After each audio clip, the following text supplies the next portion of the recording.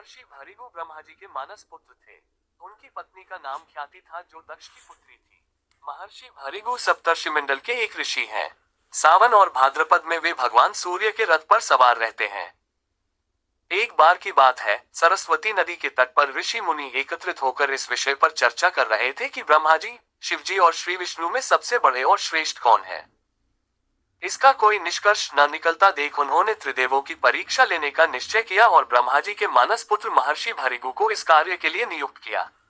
महर्षि भृगु सर्वप्रथम ब्रह्मा जी के पास गए। उन्होंने न तो प्रणाम किया और न ही उनकी स्तुति की।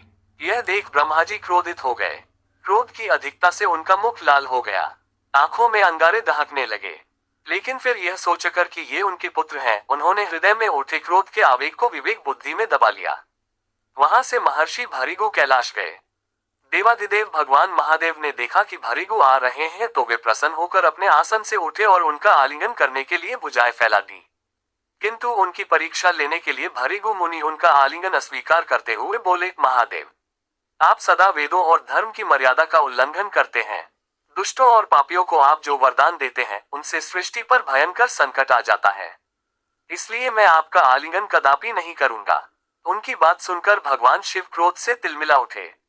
उन्होंने जैसे ही त्रिशूल उठाकर उन्हें मारना चाहा, वैसे ही भगवती सती ने बहुत अनुनय विनय कर किसी प्रकार से उनका क्रोध शांत किया। इसके बाद भृगु मुनि वैकुंठ लोक गए।